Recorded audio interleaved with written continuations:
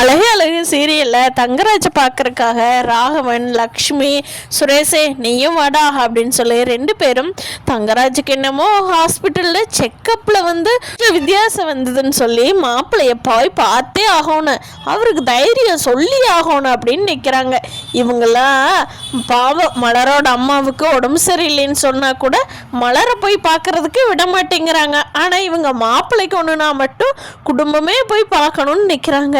சுரேஷ் அம்மா எனக்கு ஒர்க் இருந்ததுன்னா நான் வர முடியாது, இல்லைன்னா நீங்களே பார்த்துட்டு வந்துருங்க அப்படின்னு சொல்லிடுறாரு. சரிப்பா, ஆமாம் ஆமாம் சப் இன்ஸ்பெக்டராக இருக்கிற உனக்கு வேலை இல்லாமலாம் இருக்கும், சரி நீ போய் மாமாவை தனியாக பார்த்துக்கோடா, நானும் அப்பாவும் போய் பார்த்துட்டு வந்துடுறோம் அப்படின்னு சொல்கிறாங்க. சரிம்மா போயிட்டு வாங்க அப்படின்னு சொல்லிட்டு சுரேஷ் கிளம்பி ஸ்டேஷனுக்கு போயிடுறாரு. இங்கே மலரும் மதியும் வாக்கிங் போயிட்டு வந்து லஞ்ச் ரெடி பண்ணினது.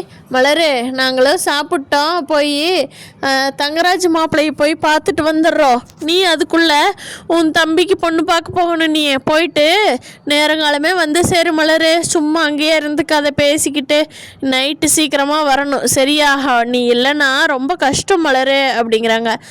சரிங்க அத்தை நான் சீக்கிரமாக வந்துடுவேன் அப்படிங்கிறாங்க. சரி சரி மலரு போயிட்டு வா. ஆமாம் எப்படி போவ அப்படிங்கிறாங்க. தெரியல அத்தை, அவருக்கு ஃபோன் பண்ணி கேட்கணும், என்ன சொல்கிறாரோ அப்படி பண்ணணும். பாக்யராஜ் எல்லாம் கூட்டிகிட்டு போகாத மலரு, அவனுக்கு வேலை இருக்கும்ல, பேங்க் வேலையெல்லாம் விட்டு போட்டு சும்மா வந்து ஊர் சுற்றிக்கிட்டு இருந்தா அவன் வேலையெல்லாம் பார்க்க வேண்டாமா, அப்புறம் என்ன ஆகிறது அப்படிங்கிறாங்க. சரிங்க அத்தை அப்படின்ட்டுறாங்க.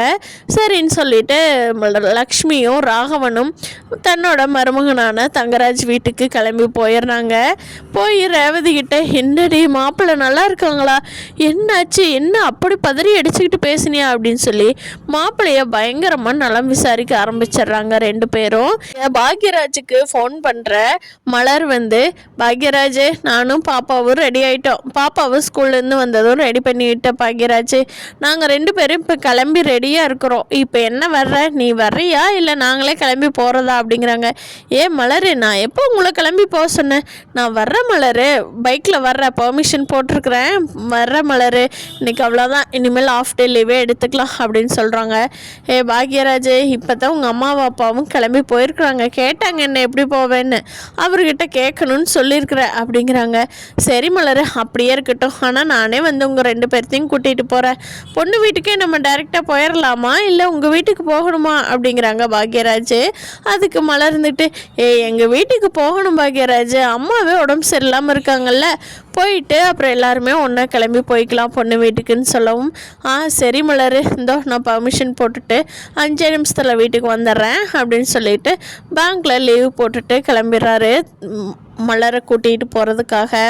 மலரும் குழந்தையும் கூட்டிகிட்டு போயிட்டு எல்லாருமே சேர்ந்து பொண்ணு பார்க்குற வீட்டுக்கு போய் பொண்ணை பார்க்கலான்னு சொல்லிட்டு எல்லாம் உட்காந்துருக்காங்க.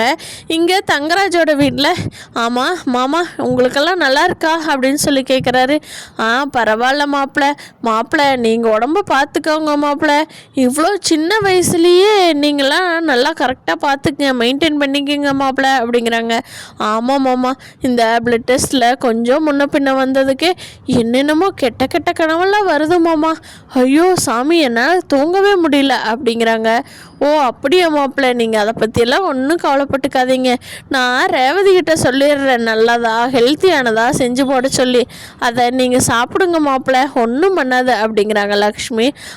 சரிங்க அத்தை, அதெல்லாம் ரேவதி நல்லா தான் பார்த்துக்கிறா அப்படிங்கிறாங்க. சரி சரி மாப்பிள்ளை அப்படின்னு பேசிகிட்டு இருக்காங்க. அப்போ எங்க மாமா உங்கள் பெரிய பையன் என்ன பண்ணுற, இப்போ சேலரியெல்லாம் கூடிருச்சு, என்ன பண்ணிக்கிட்டு இருக்கிறா அப்படிங்கிறாங்க. அவன் எங்கே மாப்பிள்ளை, அவன் மாமியாருக்கு உடம்பு சரியில்லாதனால அடிக்கடி அங்கே போகணுங்கிற மலர். இப்போ பாருங்க மலரோட தம்பிக்கு பொண்ணு பார்க்க போகிறாங்களா, அந்த பொண்ணு வீட்டுக்கு இவங்க ரெண்டு பேருமே போகணும்னு சொல்லிகிட்டு இருக்காங்க. நாங்கள் ஆகாது நீ பேங்க்குக்கு போ பாக்யராஜ், மலர் மட்டும் போயிட்டு வரட்டுன்னு சொல்லிட்டேன் மாப்பிள்ளை. என்னங்க மாப்பிள்ளை அந்த குடும்பத்துக்கு போய் எல்லாரும் போகணுமான்னு சொல்லிட்டு அப்படிங்கிறாங்க. அப்போ தங்கராஜ் இருந்துக்கிட்டு ஆமாங்க அத்தை, ஆமாங்க மாமா, அப்படித்தான் சொல்லணும். அவங்களுக்கெல்லாம் மலர் போகிறதே பெருசு தான். என்ன பண்ணுறது, அதுக்காக போகாமல் இருக்க முடியாதுல்ல அப்படின்னு சொல்லிட்டு, சரி சரிங்க மாமா, அப்புறம் எங்கே பார்த்துருக்காங்க பொண்ணெல்லாம் அப்படின்னு கேட்குறாங்க. தகுதிக்கும் தராதரத்துக்கும் என்ன ஐஏஎஸ் ஐபிஎஸ் வீட்லையா மாப்பிள்ளை பார்க்குறாங்க, அவங்க எங்கேயோ ஏதோ ஒரு சின்ன பொந்துவில் இருக்கிற வீட்டில் பார்த்துருப்பாங்க மாப்பிள்ளை அப்படிங்கிறாங்க. எங்கேயோ ஒரு பக்கம் அத்தை பார்த்து கல்யாணம் பண்ணிட்டா நம்ம ஸ்ருதியை இவ்வளோ பத்திரமா பார்த்துக்கணுங்கிறது இல்லை. எனக்கு அப்போ இருந்தே ஸ்ருதி மேலே சந்தேகமாகவே இருந்துக்கிட்டு இருக்குது. அதுதான் அவன் கல்யாணம் பண்ணிட்டான்னா சந்தோஷப்படுறது நான் தாங்க அத்தை அப்படிங்கிறாங்க. பரவாயில்லைங்க மாப்பிள்ளை, கல்யாணம் பண்ணி கொடுத்த வீட்டில் யார் இப்படி பார்த்துக்குவாங்க, உங்களை மாதிரி யாருமே கண்டுக்க மாட்டாங்க மாப்பிள்ளை. பொண்ணை கட்டிக்கிட்டு போனால் அவ்வளவுதான். ஆனால் நீங்கள் பாருங்கள், மச்சனனுக்கு கல்யாணம் பண்ணி வச்சது நீங்கள் தான், மச்சனுக்கு வேலை வாங்கி கொடுத்தது நீங்கள் தான், குழந்தையாவுக்கு வந்து மாப்பிள்ளை பார்க்க போகிறதும் நீங்கள் தான், படிக்கிறதுக்கு ஐடியா கொடுக்கறதும் நீங்கள் தான். இப்படியெல்லாம் யார் மாப்பிள்ளை இந்த காலத்தில் இருப்பாங்க? அங்கே ரேவதியை இந்த வீட்டுக்கு கட்டி கொடுத்து வச்சிருக்கணும் மாப்பிள்ளை அப்படிங்கிறாங்க. அதுக்கு தங்கராஜ் இருந்துக்கிட்டு, மாமா நானும் தான் உங்கள் வீட்டில் பொண்ணு எடுக்க, இப்படி ஒரு தங்கமான மாமியார் கிடைப்பாங்களா என்ன? அதனால் எனக்கு சந்தோஷம்தாங்க அத்தை அப்படின்னு சொல்லி 2 பேர்த்துக்கிட்டையும் கோல் போட்டுட்ருக்காரு தங்கராஜ். ஆனால் தங்கராஜ் வந்து இந்த வீட்டில் புகுந்து இங்கே நடக்கிறதுல எல்லாம் குட்டையை கொலை போடாமல் இருந்தாருன்னா அவங்க லைஃபே ஸ்மூத்தாக போய்கிட்டு இருக்கோம். தங்கராஜ் தான் இடையில புகுந்து குட்டையை கொலை போடுறதே தங்கராஜ் தான். ஆனால் மலர் வந்து தன்னோட தம்பிக்கு வேறொரு பொண்ணை பார்த்து கல்யாணம் பண்ணி வச்சிடணும் அப்படிங்கிறதுல குறியாக இருக்காங்க. அக்கியராஜ் அங்கே போன விஷயத்த தங்கராஜ் வந்து மறைச்சிருக்கலாம். ஆனால் ராகவன் கிட்ட போட்டு கொடுத்துட்றாங்க பாக்யராஜுக்கு இன்னும் உடம்பு நல்லா இருந்ததுன்னா இன்னும் என்னென்னமோ பண்ணுவார். பிளட் டெஸ்ட்டில் கொஞ்சம் ஆனதுக்கே நான் செத்து போயிடுவேன்னு சொல்லி பயந்தவர். ஆனால் பாக்யராஜை போட்டு கொடுக்கறதுக்கு மட்டும் தங்கராஜுக்கு எந்த உடம்பு சரியில்லாமல் இருக்கிறதும் அசர்றதே இல்லை. போயிட்டு வர்றவங்கள குறுக்காட்டி கேட்குறாங்க ராகவன், டேய் பாக்யராஜ் எங்கே போயிட்டு வர்ற? நாங்கள் தான் பேங்க்குக்கு போன்னு சொன்னோம்ல, நீ என்ன மலர் கூட வர்ற? அப்போ 2 பேரும் ஒன்றா தான் இருந்தீங்களா அப்படிங்கிறாங்க.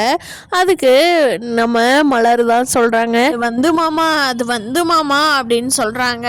அப்போ பாக்யராஜ் இருந்துக்கிட்டு, அப்பா ஆமாம்ப்பா, நான் மலரோட தம்பிக்கு தான் பொண்ணு பார்க்க போயிருந்தேன் அப்படிங்கிறாங்க. டேய் என்னடா சொல்கிறேன், நாங்கள் தான் வேண்டான்னு சொல்லியிருந்தோமே அப்படிங்கிறாங்க. ஏன்பா நான் போகாமல் அங்கே யார் போவா? அத்தைக்கும் உடம்பு சரியில்லாதப்போ நான் அந்த வீட்டு மருமகனாக போக வேண்டாமாப்பா? நீங்கள் நம்ம ஸ்ருதிக்கு பொண்ணு பார்க்க போனால் தங்கராஜ் மாமாவை வேண்டான்னு சொல்லிடுவீங்களாப்பா அப்படிங்கவும் ராகவன் அமைதியாயிடுறாங்க. அப்புறமா ஏய் என்ன எங்கள் பேச்சு இப்போ வர வர கேட்க மாட்டேங்கிறீங்களா? என்ன எங்களுக்கு இந்த வீட்டில் மரியாதையே இல்லாமல் போயிடுச்சா அப்படிங்கிறாங்க ராகவன். அதுக்கு பாக்யராஜ் சொல்கிறாரு, இங்கே பாருங்கப்பா, உங்களுக்கு கொடுக்க வேண்டிய மரியாதையை நான் கொடுக்குறேன், அதே மாதிரி மலரோட அம்மாவுக்கும் கொடுக்க வேண்டிய மரியாதையை கொடுக்கணும் தானே? அவங்க நம்மளுக்கு கொடுக்குறப்போ நம்மளும் கொடுக்கணும்ல, போகாமல் இருந்தால் எப்படிப்பா?